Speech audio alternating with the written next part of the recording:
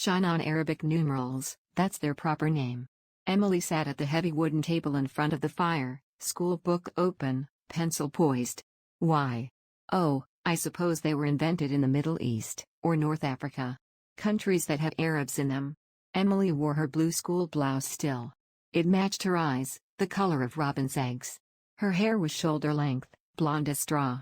What was before that? Well, we had Roman numerals, you know, like on the grandfather clock on the landing. Come on, finish your homework. Fiona Matthews went to the door, watching as her daughter filled in a school mathematics quiz. She was a bright one, like her dad, she thought.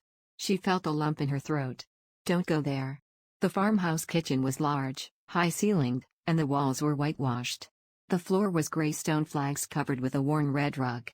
There was a large Aga kitchen range, in a faded, scratched and dented royal blue, which, when both ovens were occasionally in use together, made the room almost unbearably hot, despite its size. Along two walls were work surfaces in natural wood, ancient and scored, and below them, cupboards painted an olive green. Not a color to Fiona's taste. She intended to repaint them cream. One day when she had time. She sighed. Better check the readings. Back in a wall, sweetheart. Be good. Emily didn't look up. Fiona went out into the yard, closing the heavy wooden door behind her. Outside it was cold, starting to get dark. Crossing the yard she could smell the pungent odor of cows in the cowshed. She recoiled at a chilly wind on her face. She passed her dull maroon Vauxhall Victor estate, then walked along a path to a small building. She opened the door and snapped on the lights, marveling at the newfangled fluorescent tubes that lit up the laboratory with garish white.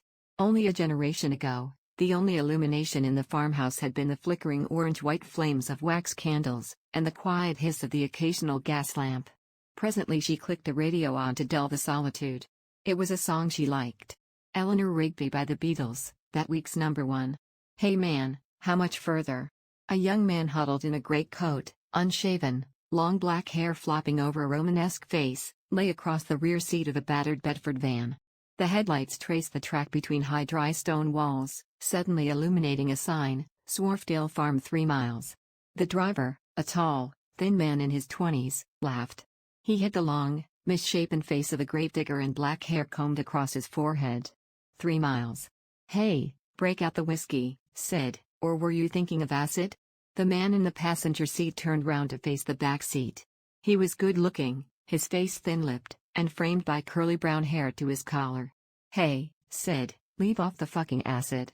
I never brought no fucking acid. Like we believe you, laughed the driver.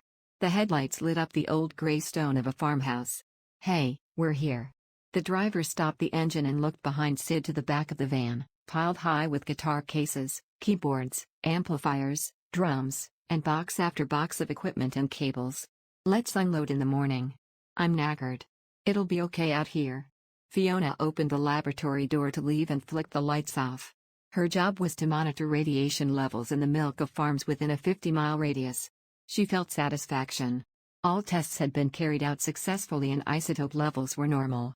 Across the valley she saw distant headlights and heard the sound of a sliding van door crashing open, and men laughing. That was odd, she thought.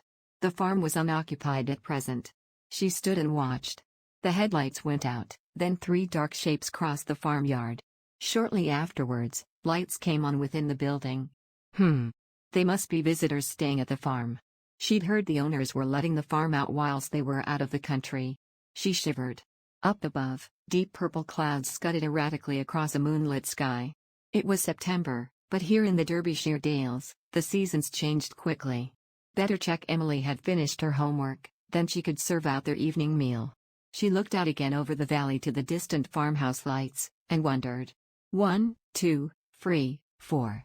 There was a crash of cymbals, a jab of organ and a thundering bass riff. The drums settled into a repetitive rhythm, interspersed with figures played on the drum rims, giving a clicking, clacking sound, whilst the bass pounded out a different meter, producing a beguiling, hypnotic polyrhythm.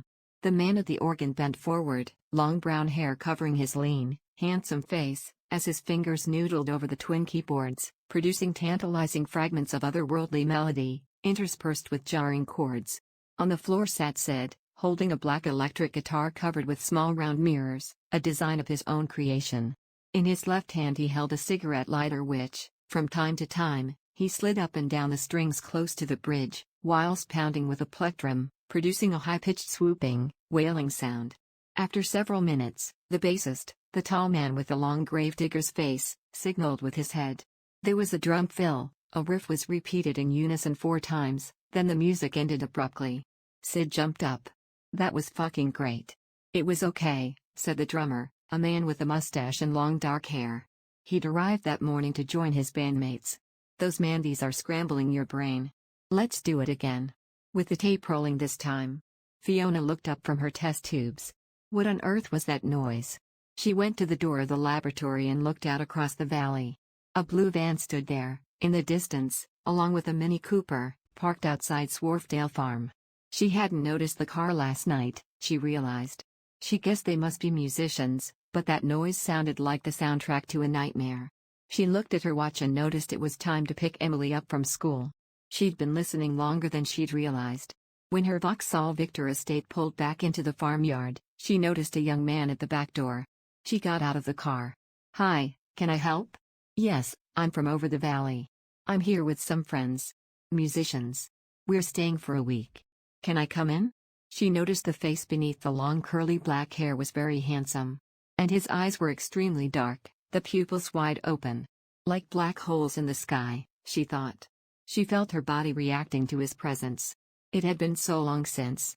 "Yes, come in, please do." They all went into the kitchen and she put the kettle on. "I'm Fiona. This is Emily." Emily stared, then found her voice. "Hello. My name's Sid. I just came to say, I hope we're not disturbing you. We're working on some tracks for an album." He laughed. "I don't think it'll make us a fortune." "Oh, no. It's not very loud over here and it sounds very interesting." Fiona realized she was blushing furiously. He seemed not to notice. "What's that you've got there?" he asked Emily. She held a small cage where a white mouse ran in a wheel. "He's my pet mouse. I let him out sometimes, but you have to be careful he doesn't run and hide." "What's his name?" "Oh, I call him Gerald, after my friend's brother." "This is nice." He took down an empty china vase from the mantelpiece, noticing Fiona's concerned face. "Don't worry, I won't break it." He reached out for a pad of paper and a couple of Emily's crayons. Fiona watched with astonishment as his fingers deftly sketched the vase, his wide black eyes darting between the sketch pad and the vessel, whilst he chewed his lip. "There, for you." He gave the sketch to Emily and replaced the vase on the mantelpiece with exaggerated care. Fiona laughed and poured out thick fragrant tea from a huge brown pot with cracked glaze. "Help yourself to milk and sugar. Then, Emily, take your mouse into the lounge, you can let him out in the corner." She turned to Sid. "You should see Emily play with Gerald. She's so funny. She lets him run up her arms and legs." Sid sipped his tea. "Look, I have to go soon. We've 2 more songs to work on. Perhaps?" Fiona's jade green eyes met his black holes. "You could come tomorrow. Tell me about your music. Say 1 o'clock. 1 o'clock it shall be." Sid stood, bowed, gave a charming smile, winked, and was gone.